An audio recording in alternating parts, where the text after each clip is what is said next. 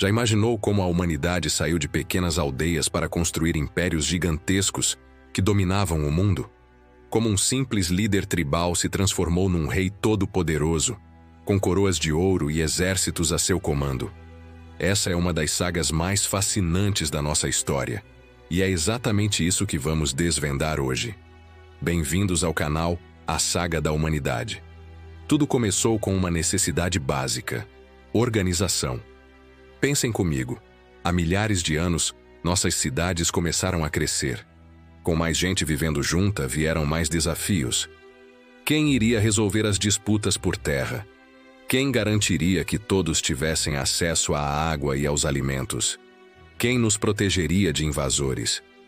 Foi nesse caldeirão de problemas que a ideia de um líder central começou a fazer sentido. No início, esses líderes eram muitas vezes os guerreiros mais fortes, os caçadores mais habilidosos ou os anciãos mais sábios. Eram pessoas respeitadas pela comunidade, que confiava neles para tomar decisões importantes.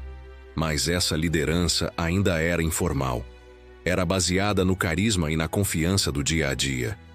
Se o líder falhasse, outro poderia facilmente tomar o seu lugar. Não havia ainda a ideia de um trono que passava de pai para filho. A grande virada aconteceu com a agricultura. Com a capacidade de produzir mais comida do que o necessário, algumas pessoas puderam se dedicar a outras atividades: artesanato, comércio e, claro, a guerra. A sociedade ficou mais complexa e a riqueza começou a se acumular. E quem controlava a riqueza, especialmente a terra e os estoques de grãos, ganhava um poder imenso. Foi nesse cenário que vimos surgir os primeiros homens fortes. Eles não eram apenas líderes, mas gestores. Eles organizavam a construção de canais de irrigação, armazéns de alimentos e muralhas para proteger a cidade.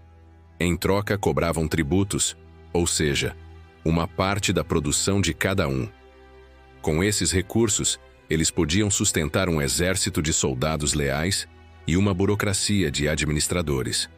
O poder estava se tornando institucional, e para legitimar esse poder, para que as pessoas o aceitassem não apenas pela força, mas pela fé, surgiu uma aliança poderosa: a união entre o trono e o altar. Muitos desses primeiros reis afirmavam ter sido escolhidos pelos deuses. Eles não eram apenas governantes, eram intermediários entre o céu e a terra. No Egito Antigo, o faraó era visto como um deus vivo.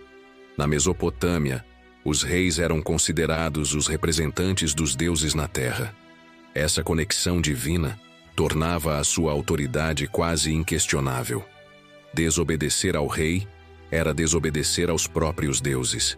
Assim, o poder deixou de ser algo temporário e passou a ser hereditário. O filho do rei herdava o trono, criando as primeiras dinastias. A coroa, o cetro e o trono tornaram-se símbolos sagrados desse poder que transcendia a pessoa do governante. Nascia a monarquia. O primeiro grande exemplo de um império nasceu aqui mesmo, na Mesopotâmia. Estamos falando de Sargão da Acádia. Por volta de 2334 a.C., Sargão não se contentou em governar apenas sua cidade-estado. Com um exército profissional e bem treinado, ele partiu para a conquista, unificando toda a região sob um único governo. Ele criou o primeiro império da história. Sargão padronizou pesos e medidas, estabeleceu uma língua oficial para a administração e posicionou governadores leais em cada cidade conquistada. Ele criou um modelo de como administrar um território vasto e multicultural. Depois dos acadianos vieram outros. Os babilônios, com seu famoso rei Hammurabi, que nos deixou um dos primeiros códigos de leis escritos. As leis de Hammurabi não eram apenas um conjunto de regras, eram a prova de que o rei era o responsável pela justiça e pela ordem social. Olho por olho, dente por dente. Pode parecer brutal hoje, mas na época representava um avanço.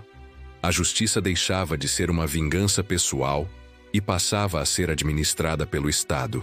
Enquanto isso, no Egito, uma civilização florescia às margens do Nilo, unificada sob o poder divino dos faraós. A construção das pirâmides, por exemplo, não era apenas um projeto arquitetônico grandioso. Era uma demonstração de poder. Exigia uma logística, uma organização e uma mão de obra que só um Estado centralizado e extremamente poderoso poderia comandar. Era o faraó mostrando ao mundo e ao seu próprio povo a sua capacidade de mobilizar recursos e de realizar o impossível. Mas o poder nunca é estável. Impérios nascem, crescem e, inevitavelmente, caem. Guerras, rebeliões, crises econômicas, invasões de outros povos. A história dos primeiros reinos e impérios é uma história de ascensão e queda. Os hititas, com seus carros de guerra e o domínio do ferro, desafiaram o poder egípcio. Os assírios, conhecidos por sua brutalidade militar, construíram um império baseado no medo, mas que também se desfez. Cada império que surgia aprendia com o anterior. Os persas, sob Ciro, o Grande, criaram um modelo de administração muito mais tolerante. Em vez de impor sua cultura e religião, eles permitiam que os povos conquistados mantivessem seus costumes, desde que pagassem seus impostos e permanecessem leais ao Rei dos Reis. Eles construíram estradas como a famosa Estrada Real e um sistema de correios incrivelmente eficiente para manter o controle sobre seu vasto território, que ia da Índia até a Grécia. E falando em Grécia, lá o caminho foi diferente. Em vez de um grande império centralizado, vimos o surgimento das cidades-estado, as polis, como Atenas e Esparta. Em Atenas, experimentou-se uma nova forma de governo, a democracia, o governo do povo. Claro, era uma democracia limitada que excluía mulheres, escravos e estrangeiros, mas a ideia de que os cidadãos poderiam participar diretamente das decisões políticas era revolucionária.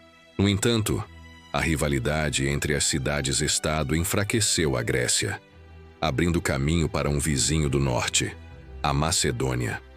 Filipe II e principalmente seu filho, Alexandre, o Grande, uniriam a Grécia e lançariam uma das maiores campanhas militares da história, conquistando o Império Persa e levando a cultura grega até os confins do mundo conhecido.